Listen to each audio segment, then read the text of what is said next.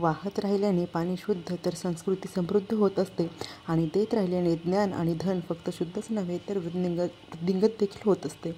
तर हॅलो, नमस्कार, good morning आणि सर्वांना श्री स्वामी समर्थ. तर इथे हे शिवांश आणि शिवांचे पप्पा चालले दूध आणायला आणि आता हे इथे मी शिवांश दूध घेऊन आला आणि आता मी इथे हे ब्लँकेट वगैरे आवरून ठेवत आहे. आणि बघा हा कसा मध्ये मध्ये करत आहे, याला पाहूनच मला सर्व करावं लागते. आणि घर आणि मुलं सांभाळून स्टडी करणे खरंच खूप चॅलेंजिंग आहे, पण असं चॅलेंजिंग लाईफ जगायला पण छान वाटतं. आता बघा इथे त्याला मी झोपवून दिलं आणि इथे पसारा आवरून घेतला, झाडझूड केली आणि फरशी वगैरे पुसून घेतली. तर घर स्वच्छ असलं तर मन प्रसन्न राहतं. तसं घर पण घाणेरडं ठेवावं नाही वाटत, कारण छोटं बाळ पण आहे आणि आपल्याला पण निगेटिव्हिटी आल्यासारखं वाटतं. घर स्वच्छ केलं तर मला तर खूप प्रसन्न असं वाटतं आणि काम करण्यासाठी अजून जास्त हुरूप येतो. त्याच्यामुळे मी सगळे कामं करूनच मग म्हणजे स्वच्छता अगोदर करते. तर आता फरशी थोडंसं वाळायची होती, त्याच्यामुळे मी तिथे थांबली होती आणि परत माझे पाय उमटले म्हणून परत हे केलं. आता इथे बघा रताळे तयार केले आणि स्वयंपाकाची तयारी करून घेतली. पिल्लू उठल्यानंतर त्याला आंघोळ घालून दिली. श्री स्वामी समर्थ.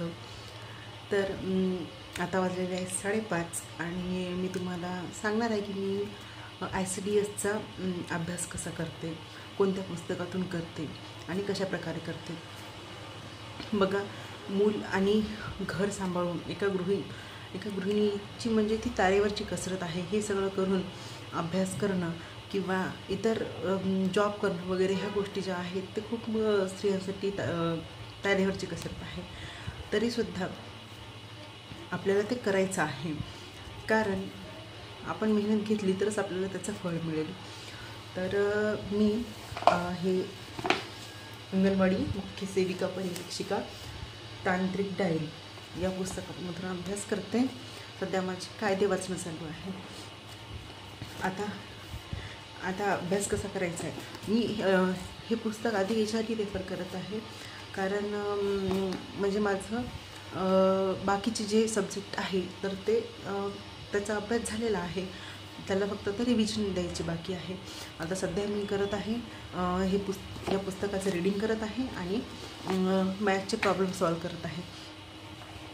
त्यानंतर आता आपल्याला कायद्यामधले कलम लक्षात नाही राहत, कन्फ्युजन होतं. तर आपण काय करायचं आहे, एका पेजवर अशा प्रकारे कलम लिहून घ्यायचे. बघा दिसत असेल तुम्हाला, हे बालकासंबंधीचे कलम आहे. हे अशा प्रकारे म्हणजे घटनादुरुस्ती आणि त्याचे कलम मी इथे लिहिलेले आहे. तर तुम्हाला एका सेपरेट पेजवरती लिहायचे आहे आणि तुम्ही जिथे आता आपण किचन ओट्यावर काम करत असतो तर त्याच्यावर तुम्हाला एका छोट्याशा पेजवर ते कलम बारीक म्हणजे तुम्हाला दिसेल तशा अक्षरांमध्ये लिहून तिथे तुम्हाला चिकटून द्यायचे आहे, जेणेकरून स्वयंपाक करता करता तुम्हाला ते वाचता येतील किंवा पाहता येतील आणि ते पाहत राहिलं वाचत राहिलं तर तुमच्या चांगलं लक्षात राहील. त्याच्यानंतर आता आपल्या गृहिणींचं कसं असतं की आपल्याला एवढा वेळ मिळत नाही अभ्यासाला, तर आपण काय करायचं, व्हिडिओ लावून द्यायचे. ठीक आहे, ज्यांनी बॅच जॉईन केली असेल त्यांनी ते रेकॉर्डेड व्हिडिओ लावून दिले तरी चालेल, किंवा यूट्यूबवर भरपूर व्हिडिओ आहे कायद्यासंबंधी म्हणा किंवा अजून जे आहे लेक्चर ते इंग्लिश मराठी जे पण बाकीचे सब्जेक्ट आहेत तर ते तुम्ही चालू घडामोडी म्हणा तर ते तुम्हाला लेक्चर लावून द्यायचं आहे आणि आपले कामं करत राहायचे आहे. तर कसं त्यातलं म्हणजे काही ना काहीतरी आपल्या कानावर पडतं आणि परत आपण ते व्हिडिओ पाहिले तर आपल्याला ते चांगल्या प्रकारे लक्षात राहतं.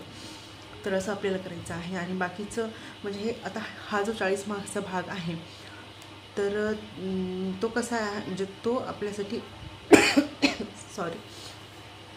तो आपल्यासाठी नवीन आहे. कम्प्युटर म्हणा किंवा हे कायदे म्हणा तर म्हणून त्याच्याकडे थोडंसं जास्त फोकस आपल्याला करायचं आहे. तसं तर सर्वच विषयांना जास्त फोकस करायचा आहे, पण हे जे आहे तर तिकडे थोडंसं जास्त मेहनत घ्यायची आहे आपल्याला. तर ठीक आहे, असं होतं माझं आणि मी अशा प्रकारे अभ्यास करत आहे. जसा वेळ मिळाला तसा मी अभ्यास करते. तर मला असं वाटते की प्रयत्न आपले चालू ठेवायचे आहे. आपली म्हणजे आपण खूप जीवतोड मेहनत करून अभ्यास करायचा आहे. पण झालं तर ठीक आहे, नाहीतर तो अभ्यास आपल्याला दुसऱ्या एखाद्या एक्झाममध्ये किंवा दुसऱ्या एखाद्या पोस्टसाठी कामी येईल. हार मानायची नाही किंवा निराश व्हायचं नाही. झालं तर खूप छान, म्हणजे तेवढी आपण मेहनत घ्यायची आहे. पण कधीकधी होतं, नाही होत, तर निराश न होता तुम्ही तुमचे प्रयत्न चालू ठेवायचे आहे. मी पण तसंच करते आहे. निराश न होता आपले प्रयत्न चालू ठेवायचे आहे.